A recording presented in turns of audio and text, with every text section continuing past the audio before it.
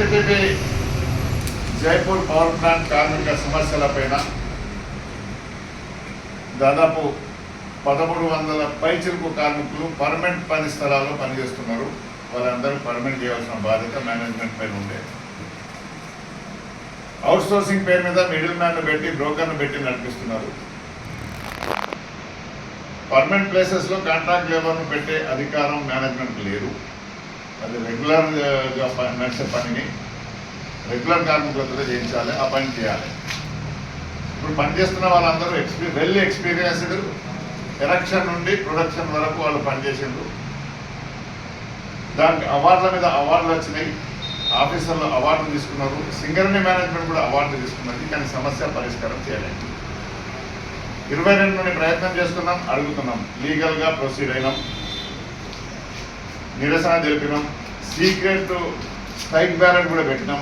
అన్నింటిలో కూడా రిపోర్ట్ వచ్చినా కూడా సింగరేణి మేనేజ్మెంట్ కావాలని వెట్టి చాకరీ చేయించాలనే ఉద్దేశంతో వెట్టి చాకరీ భూ నిర్వాసితులకు, లోకల్ కాంట్రాక్ట్ వర్కర్స్కు, అన్ఎంప్లాయీస్కు అందరి జీవితాలతో చెలగాట మారుకుంటూ చుట్టుపక్కల విలేజ్లకు అంతా కాలుష్యం నింపి, రోగాలు నింపి వాళ్ళు మాత్రం ఎంజాయ్ చేస్తున్నారు.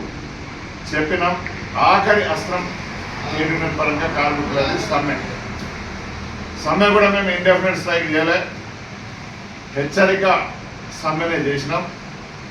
నిరసన సమ్మెలో స్వచ్ఛందంగా 1040 మంది పాల్గొన్నారు. రకరకాల ప్రయోగాలు చేసింది కంపెనీ. ఆఖరికి ఎన్టీపీ సంబంధం లేని వారికి ఎన్టీపీసీని కూడా కొంతమందిని ఓబీ పక్కన తీసుకొచ్చి పని చేయించారు. అయినా ఏం కాదు. దాంతో పక్కనున్న ఓసీపీ, ఇంధనం ఓసీపీ నుండి 4 ఎస్ఆర్పి ఓసీపీ నుండి 4 సిఎస్పీ నుండి 4 తీసుకొచ్చి పని చేయించారు. అది కూడా ఇల్లీగలే. అదృష్టం మంచిది వాళ్ళది, కంపెనీది, కార్మికులది. మధ్యలో వచ్చేటప్పుడు పోయేటప్పుడు ప్రమాదాలు జరిగి కోపం వచ్చే వాళ్ళని కొట్టినా, కాలు చేతులు ఇరగొట్టినా నష్టం వాళ్ళకి జరిగేది. వాళ్ళ పరిశ్రమ అక్కడ ఉంటే ఇక్కడ చేయించే హక్కు కూడా మేనేజ్మెంట్ లేదు. సమ్మెను ఫెయిల్ చేయడానికి రకరకాల ఉచిత సలహాలు ఎవరితోటో తీసుకుని చేయడం జరిగింది. అయినా కూడా పట్టింపులకు పోవద్దు మేనేజ్మెంట్. కార్మికులు పట్టింపులకు పోతే ఏం జరుగుతుందో మీకు తెలుసు. అధికారులు, కార్మికులు కలిసి పనిచేయాల్సిన బాధ్యత ఉన్నది. మీరు జీతాలు తీసుకొని ఎంత జీతాలు తీసుకొని మేము అడ్డుకోలేదు. బయట ఇంజనీర్ను పిలిపిస్తే 30,000కి 40,000కి వస్తాను, ఇక్కడ 20,000కి చేశారు ఇంజనీర్కు. మీరు 5 లక్షల నుండి 10 లక్షల జీతం ఇస్తారు. మీరు తినచ్చు కానీ, మీరు బతకచ్చు కానీ మా కార్మికులు బతకద్దా? ఒకసారి ఆలోచించండి. ఆలోచించి తక్షణమే సమస్య పరిష్కారం చేయండి. ఇండెఫినెట్ హంగర్ స్ట్రైక్ కూడా జరుగుతుంది. వాదిస్తాం లీగల్గా. రేపు ఈ వారం రోజుల లోపల మళ్ళీ ఒకసారి సిఎన్ఎండిని డైరెక్టర్ పాలన కలుస్తాం. ఈ సమస్య ఇండస్ట్రియల్ డిస్ప్యూట్ ప్రభుత్వం దగ్గర పోవాల్సిన అవసరం మాకు లేదు. ప్రభుత్వం జోక్యం కూడా కల్పించుకోదు. ఇది ఇండస్ట్రియల్ డిస్ప్యూట్, పారిశ్రామిక వివాదం. Labour department, management, unions tripartite agreement చేసుకొని సెటిల్మెంట్ చేయాల్సిన బాధ్యత మేనేజ్మెంట్ పైన ఉన్నది.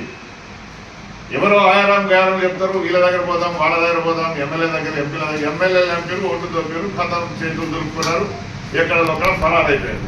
ఎవరైనా వచ్చిందా కార్మికులు మేము మద్దతు ఉన్నాం, మీకు మద్దతు తెలుపుతాం, మీ సమస్య పరిష్కారం ప్రభుత్వం మాదే, మేము పర్మనెంట్ చేయిస్తాం, భూ నిర్వాసులకు పర్మనెంట్ చేయిస్తాం, అలవెన్స్లు ఇప్పిస్తాం. మేము మాది గుర్తింప కోరిక కాదు.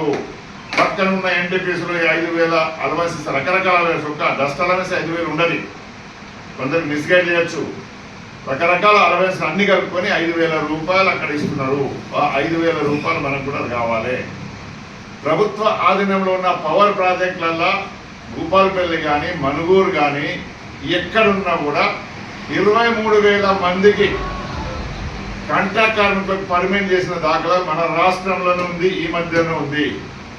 ఇక్కడి కార్మికులు ఎవరో పాకిస్తాన్ నుండో, చైనా నుండో, అమెరికా నుండో వచ్చిన వాళ్ళు కాదు. తెలుగు బిడ్డలు, ఈ భూములు ఇచ్చిన బిడ్డల కొడుకులు, లోకల్ వాళ్లకు నోట్లో మట్టి కొట్టి బయటి వాళ్లకు కడుపు నింపుతామంటే ఊరుకోము. గుంజుకునే పరిస్థితి ఏర్పడుతుంది, తరిమి కొట్టే పరిస్థితి కూడా ఏర్పడుతుంది. అటువంటి పరిస్థితి రాకుండా తక్షణమే చర్చల ద్వారా అగ్రిమెంట్ చేయండి, వాళ్ళ అలవెన్స్ ఇవ్వండి. లీగల్గా పర్మనెంట్ కోసం లీగల్ ఎట్లా ఫైట్ చేయాలో ఎన్టీపీసీలో ఎట్లా ఫైట్ చేసినా అదేవిధంగా ఫైట్ చేస్తాం. ఫైటింగ్ అవసరం లేదు. ఈ కార్మికులు మేము ఆదుకుంటాం.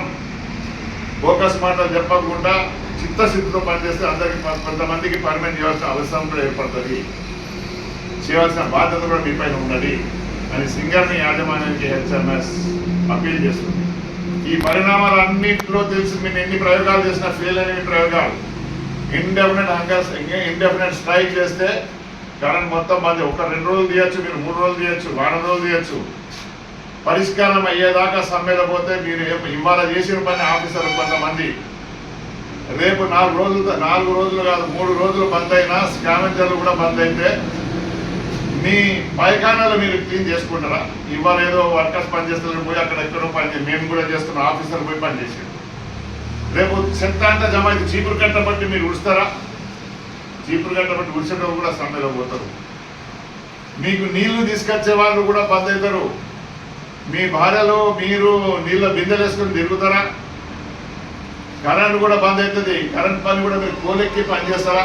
ఇది ఒక్కసారి ఆలోచించుకోండి. సింగర్ మేనేజ్మెంట్ హెచ్ఎంఎస్ సూటిగా న్యాయంగా అడుగుతుంది. కనుక మిత్రమా కార్మిక మిత్రులారా, మొన్న చూపించినట్టుగా రెడీ ఉండండి. ఎప్పటికైనా సమ్మెకు సిద్ధంగా ఉండండి. మేనేజ్మెంట్ వినకపోతే నేను సమ్మె చేయాలని మాకు ఖాయిష్ లేదు. సమ్మె వైపు మీరు తీసుకుపోతున్నారు. సమస్య పరిష్కారం చేయకపోతే సమ్మె తప్ప మార్గం లేదు. ఇక్కడి చరిత్ర ఉంది. తెలంగాణ ఇవ్వలే, ఆంధ్రోలు ఇవ్వమన్నారు. బతుకమ్మ మొగోళ్ళు బతుకమ్మ ఆడిండ్రు, నవ్విండ్రు, ఎంజాయ్ చేసిండ్రు ఆంధ్రోళ్ళు అందరూ. మొగోళ్ళు ఆడవాళ్ళు కోలాటం వేసిండ్రు, మొగోళ్ళు వేసేలాగా వాళ్ళు చూసుకుంటూ ఎంజాయ్ చేసిండ్రు, గానా బజానా చేసిండ్రు. తెలంగాణ ఇవ్వలే. ఆఖరి వంట వార్పులు చేసిండ్రు, తెలంగాణ ఇవ్వలే. ఆఖరికి సింగరేణి కార్మికులు ఒక బొగ్గు పిల్ల బయటికి రాకుండా 45 రోజులు సమ్మె చేస్తేనే తెలంగాణ ఊడిపడ్డది. అది గుర్తుంచుకోండి. ఈ తెలంగాణ ఏరున్న ప్రజల పోరాట పటిమ అది. ఆ పటిమను పరీక్షించకండి అని హెచ్ఎంఎస్ ద్వారా మిమ్మల్ని హెచ్చరిస్తున్నాం, అడుగుతున్నాం.